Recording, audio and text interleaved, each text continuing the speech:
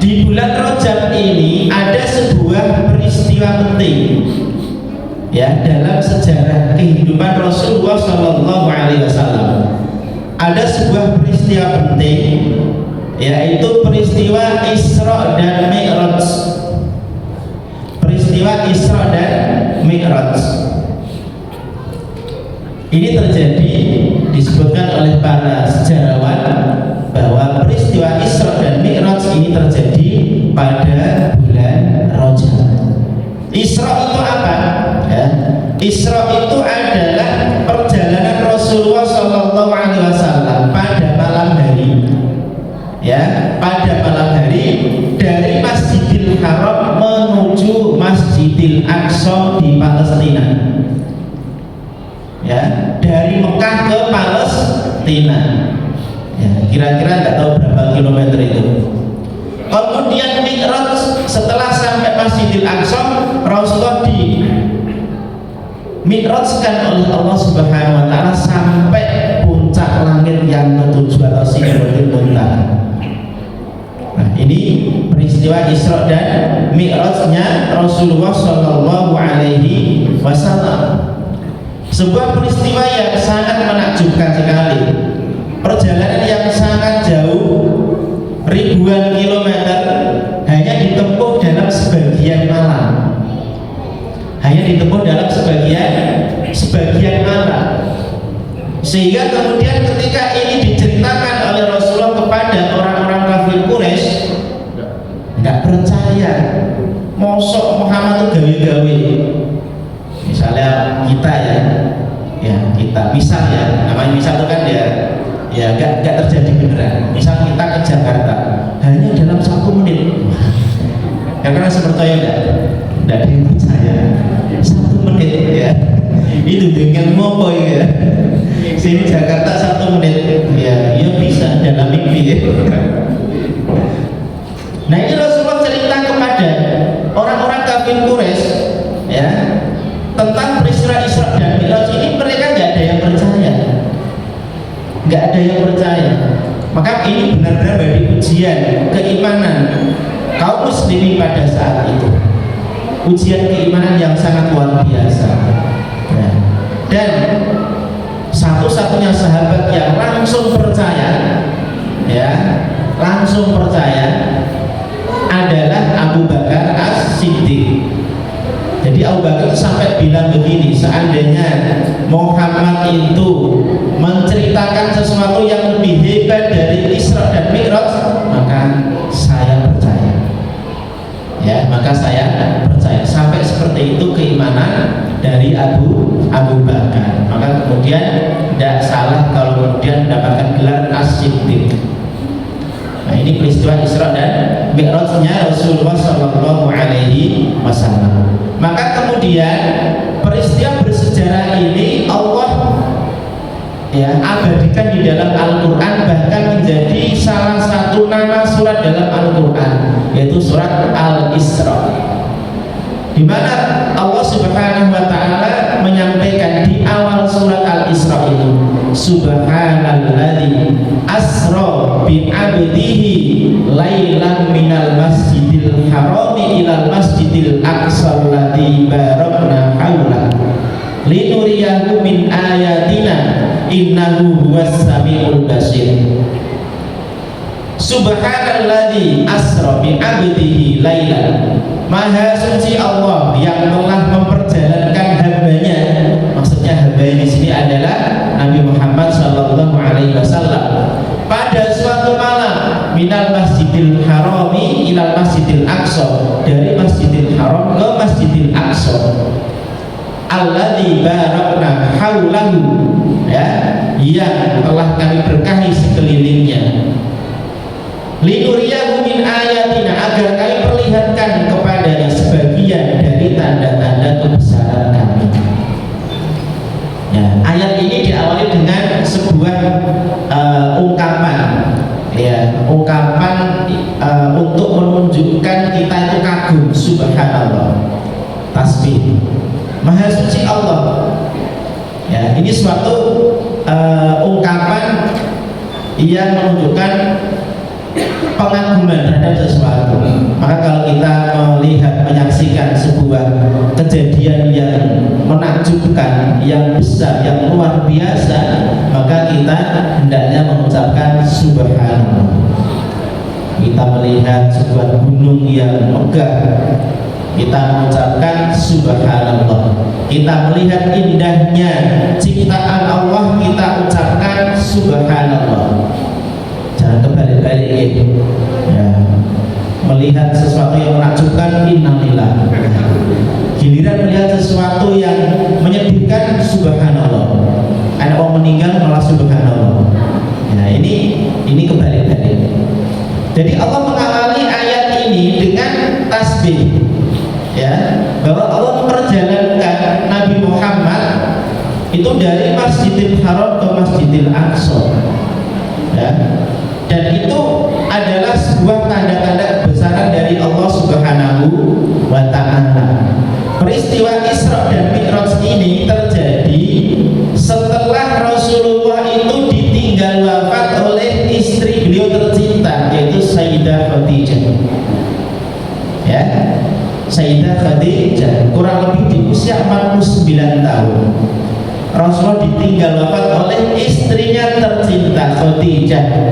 Yang mana Khadijah ini adalah merupakan salah satu yang mensupport penuh dakwah Rasulullah, yang mensupport dakwah Rasulullah Sallallahu Alaihi Wasallam.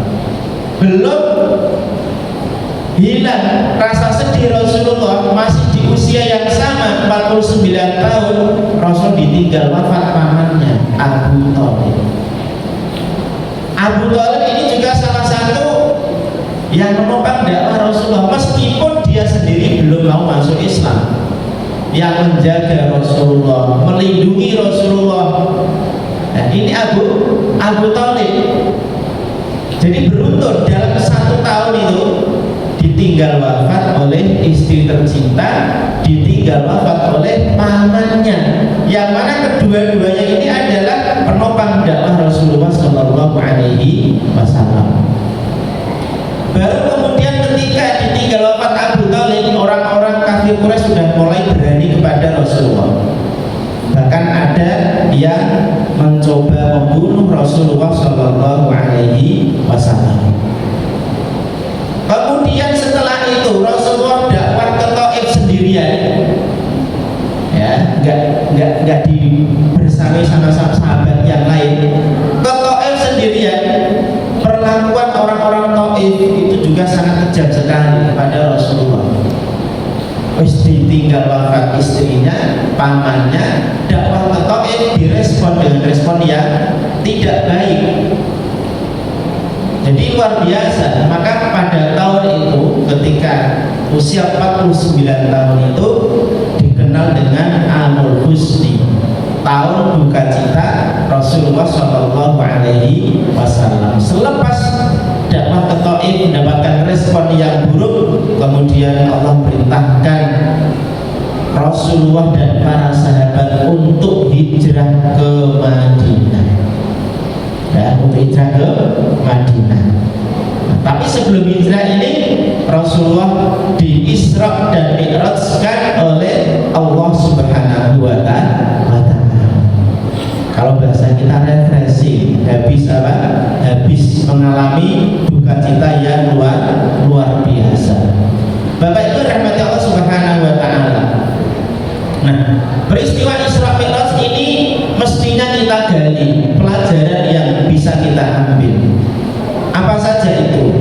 Karena ketika Allah Subhanahu wa Ta'ala, ya, mengutamakan sebuah kisah di dalam Al-Quran, maka kisah itu pasti syarat dengan pelajaran, syarat dengan hikmah. Apa kira-kira pelajaran yang bisa kita ambil dari peristiwa Isra dan Mi'raj ini? Yang pertama adalah untuk menguatkan hati Rasulullah Shallallahu Alaihi Wasallam. Jadi setelah ditinggal wafat oleh istrinya, setelah ditinggal wafat oleh pamannya, diperlakukan secara buruk oleh orang-orang Taif, maka Allah ingin menguatkan hati Rasulullah agar Rasulullah itu tetap istiqomah di jalan dakwah. Dikuatkan, ya, dikuatkan hatinya oleh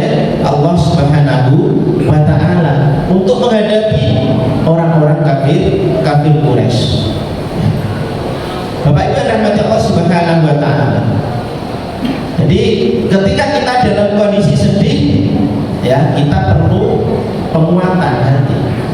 Ya, perlu penguatan hati. Maka ketika Rasulullah Shallallahu Alaihi Wasallam mengalami tahun duka cita, maka kemudian dikuatkan hati Rasulullah itu oleh Allah Subhanahu Wa Taala melalui peristiwa Isra dan Mi'raj.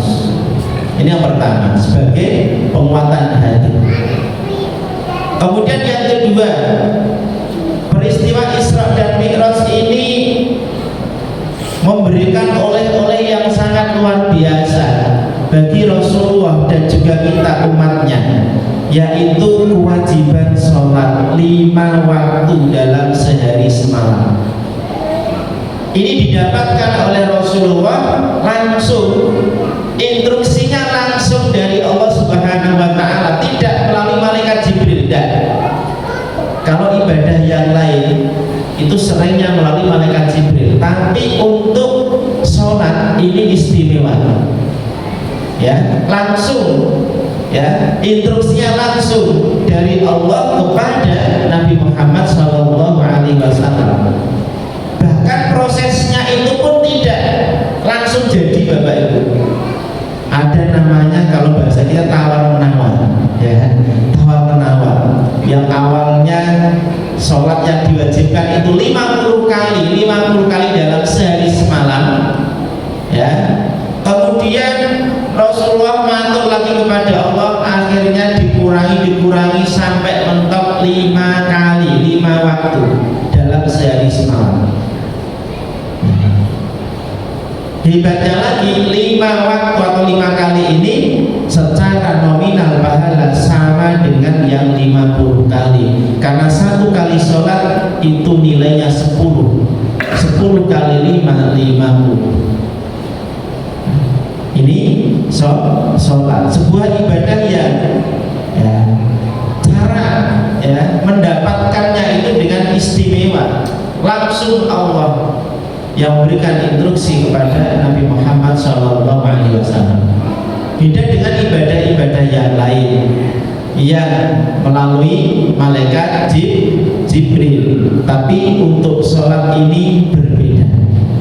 Maka ketika sholat ini menjadi salah satu ibadah yang istimewa, ya karena proses pensyariatannya juga istimewa melalui Isra dan Mi'raj, maka hendaknya kita juga harus mengistimewakan sholat 5 waktu ini, Bapak Ibu, menjadi prioritas utama dalam kehidupan kita. Sesibuk apapun kita, dimanapun kita berada, sakit ataupun sehat, tidak boleh kita meninggalkan sholat, itu tidak boleh.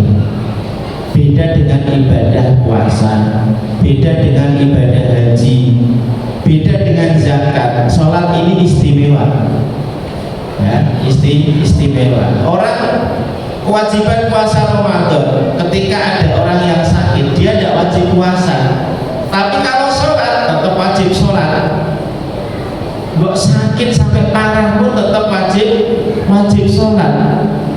Nggak ada istilahnya kalau libur sholat, nggak ada, ya.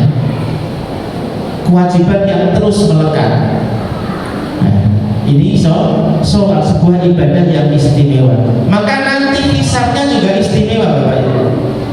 Jadi sholat itu hisabnya istimewa, ya, menjadi penentu baik buruknya ibadah yang lain.